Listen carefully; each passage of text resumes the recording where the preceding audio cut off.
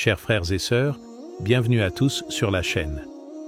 Dans cet épisode, nous allons découvrir une rencontre entre deux géants de la foi, le prophète Mohammed, que la paix et la bénédiction d'Allah soient sur lui, et le prophète Moussa, paix sur lui. Cette rencontre a eu lieu lors du voyage d'Isra et Miraj et a eu un impact profond sur notre religion, à la fois sur notre vie d'ici-bas et dans l'au-delà. Pourquoi cette rencontre est-elle si importante pour nous, musulmans? Qu'a-t-il été dit entre ces deux grands prophètes? Et quel est l'héritage qu'il nous laisse à travers cet échange? C'est ce que nous allons découvrir ensemble dans cette vidéo, Inch'Allah.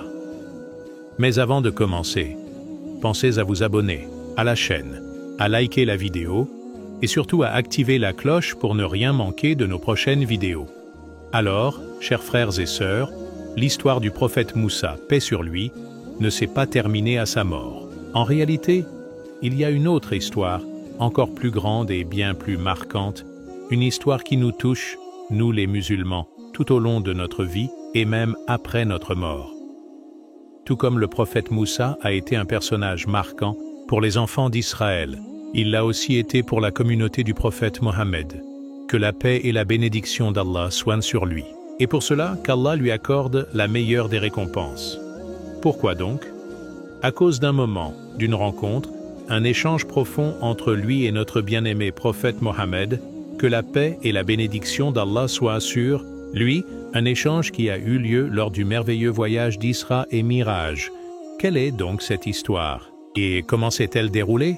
Et qu'est-ce qui a été dit entre eux? Quel est l'impact de cette rencontre sur notre religion? C'est ce que nous allons découvrir avec l'aide d'Allah dans cette vidéo d'aujourd'hui, Inch'Allah. L'histoire entre notre prophète, que la paix et la bénédiction d'Allah soient sur lui, et le prophète Moussa, paix sur lui, commence lors du voyage d'Isra et Miraj. Ce voyage béni a été voulu par Allah le Tout-Puissant pour soulager le cœur de son prophète bien-aimé Mohammed, que la paix et la bénédiction d'Allah soient sur lui et bientôt soient sur lui, pour lui tenir compagnie dans sa solitude et pour raffermir son cœur dans une période très difficile. Car à ce moment-là, le prophète venait de perdre deux êtres très chers à son cœur, dont sa noble épouse Khadija, qu'Allah soit satisfait d'elle, et son oncle Abu Talib, qui le soutenait et le défendait face aux attaques des Quraysh. Ce furent des pertes dures pour lui, et c'est dans cette épreuve qu'Allah, par sa miséricorde, a voulu l'honorer par ce voyage céleste. L'événement commence lorsque trois anges honorables vinrent auprès du prophète, que la paix et la bénédiction d'Allah soient sur lui alors qu'il dormait. Parmi eux se trouvait l'ange Jibril, paix sur lui, et l'ange Mikaël, que la paix soit sur eux. Ils prirent alors le corps du prophète, que la paix et la bénédiction d'Allah soient sur lui, et le placèrent allongé sur le dos, tourné vers la terre, alors qu'il dormait paisiblement. Puis ils lui ouvrirent la poitrine et retirèrent de son cœur toute trace que Satan aurait pu y laisser. Ils lavèrent son cœur avec l'eau bénie de Zamzam, puis le remplirent de foi et de sagesse. Ensuite, Jibril, paix sur lui, fit venir une monture magnifique, étonnante et unique. C'est sur cette monture que le prophète, que la paix et la bénédiction d'Allah soient sur lui, monta, accompagné de l'ange. C'est ainsi que débuta le voyage miraculeux de l'Isra et Miraj. Allah a dit dans le noble Coran, « Musique, gloire à celui qui a fait voyager de nuit son serviteur de la mosquée sacrée à la mosquée lointaine, dont nous avons béni les alentours, afin de lui faire voir certains de nos signes. C'est lui en vérité qui entend tout et voit tout. » Alors, le prophète, que la paix et la bénédiction d'Allah soient sur lui, fut amené au ciel. Ils commencèrent alors ce voyage extraordinaire, voyant des signes impressionnants entre le ciel et la terre. Ils atteignirent la ville bénie de Jérusalem. Là-bas, le prophète, que la paix et la bénédiction d'Allah soient sur lui, trouva les prophètes suivants, dont Ibrahim, Moussa et Issa, que la paix et la bénédiction d'Allah soient sur eux, ainsi qu'un groupe d'autres prophètes honorables qui l'attendaient déjà. Et c'est alors que le prophète Mohammed, que la paix et la bénédiction d'Allah soient sur lui, les dirigea tous en prière. Il fut l'imam de tous les prophètes, montrant ainsi l'honneur et la grandeur de sa mission. C'est après cet instant que commencèrent les événements de l'ascension vers les cieux. Le prophète, que la paix et la bénédiction d'Allah soient sur lui, monta sur le rocher béni situé à Jérusalem. Jibril, paix sur lui, le prit alors sur l'une de ses ailes et l'éleva vers le premier ciel. Jibril, paix sur lui, demanda à entrer. Il fut interrogé. « Qui est avec toi ?» Il répondit « C'est Mohammed. » On demanda « A-t-il été envoyé ?» Il répondit « Oui. » Alors on dit « Bienvenue à lui. » Quel excellent venu il put alors entrer dans le premier ciel. Le prophète, que la paix et la bénédiction d'Allah soient sur lui, y vit Adam, paix sur lui.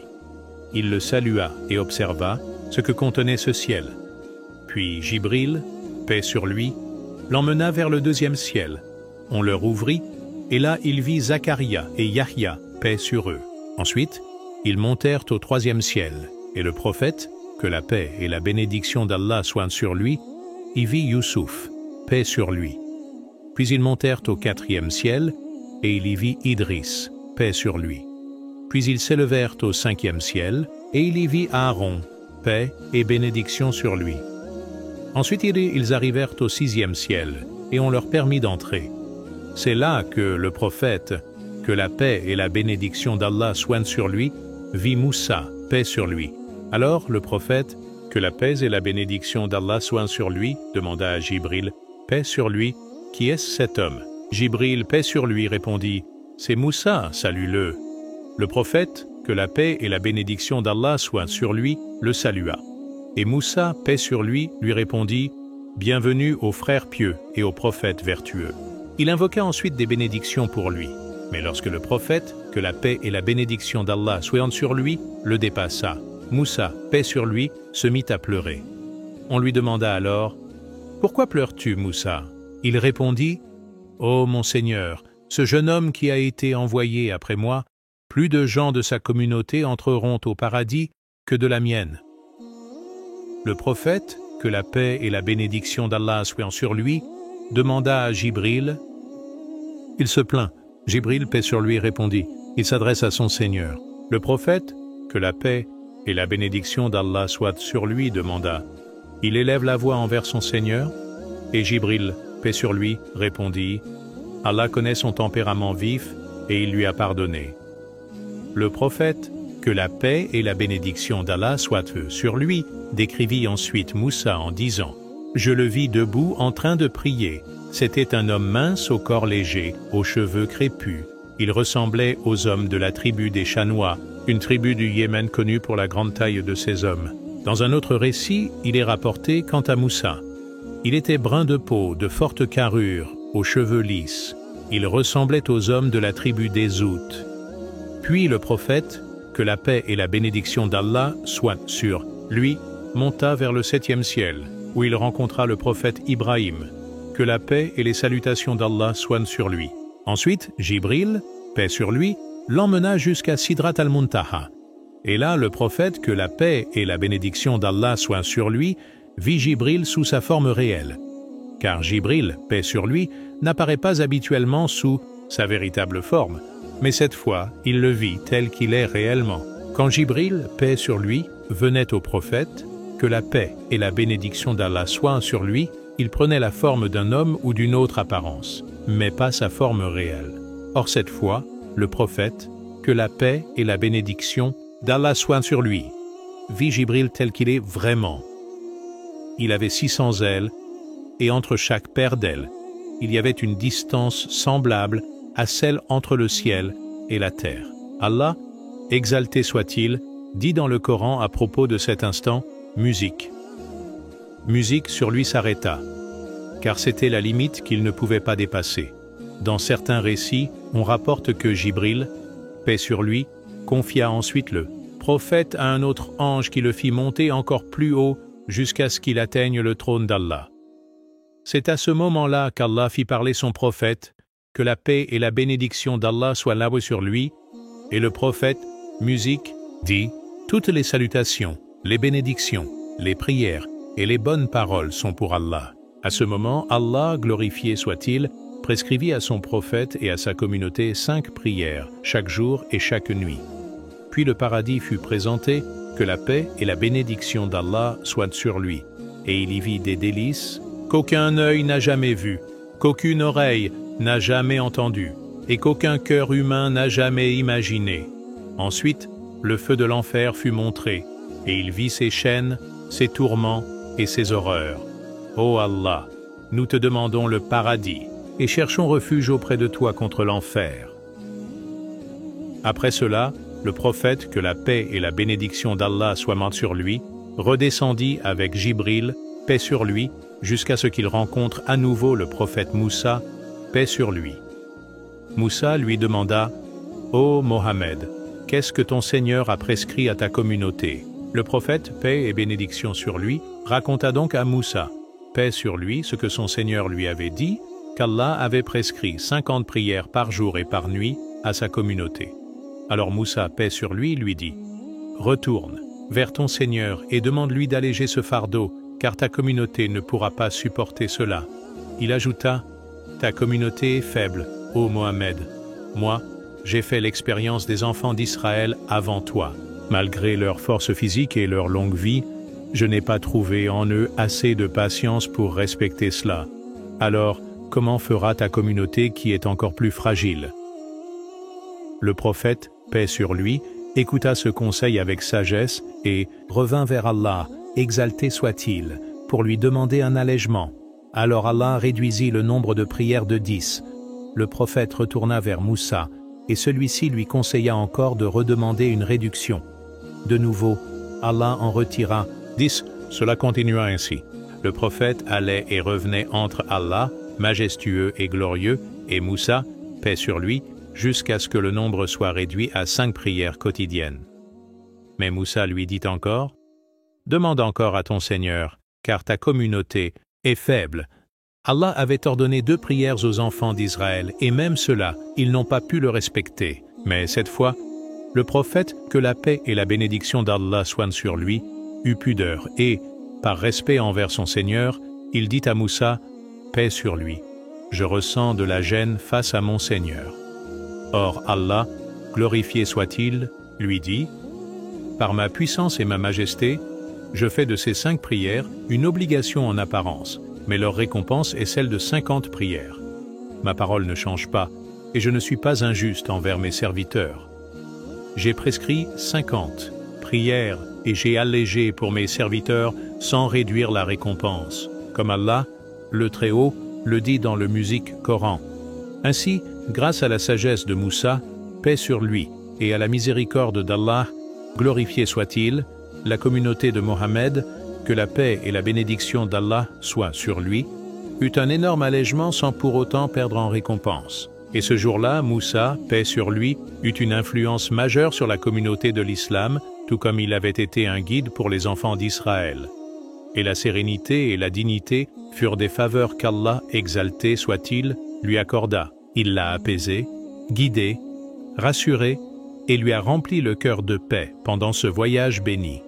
Et c'est ici, chers spectateurs, que s'achève l'histoire du prophète de Dieu, Moussa, paix sur lui, ce noble messager qu'Allah le Très-Haut a honoré, en lui parlant directement, sans révélation, sans intermédiaire, sans ange. Cela fit de lui l'un des plus grands prophètes et l'un des plus influents parmi les enfants d'Israël, et même auprès de toutes les nations après lui, jusqu'à la communauté du prophète Mohammed, que la paix et la bénédiction d'Allah soient sur lui, dernier des messagers de la dernière des nations. Qu'Allah te récompense pour nous, ô messager d'Allah, Moussa, paix sur toi. Et que la prière et la paix soient sur toi, sur notre prophète Mohammed. Que la paix et la bénédiction d'Allah soient sur lui, et sur tous tes frères parmi les prophètes et les messagers. Ce récit, issu du noble Coran et de la Sunna, présente la fin de l'histoire du prophète Moussa, paix sur lui, le serviteur élu d'Allah, glorifié soit-il. Il est rempli de précieuses leçons, de sagesse et de rappels profonds qui éclairent notre chemin. Nous implorons Allah, exalté soit-il, de faire de nous et de vous des suiveurs fidèles de ces prophètes honorés, qu'il nous accorde de marcher dans leurs pas et de nous inspirer de leur lumière. Ô Allah, pardonne-nous, pardonne à nos pères et mères, à nos frères et sœurs, à nos enfants, nos épouses et époux, ainsi qu'à tous les musulmans vivants ou morts. Ô Allah, prie, salue et bénis ton prophète Moussa, paix sur lui, comme tu as prié, salué et bénis ton prophète Ibrahim, paix sur lui, et prie, salue et bénis ton prophète Mohammed.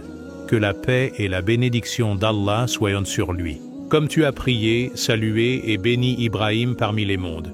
Tu es digne de louange et de gloire, et Allah, le Très-Haut, est le plus savant.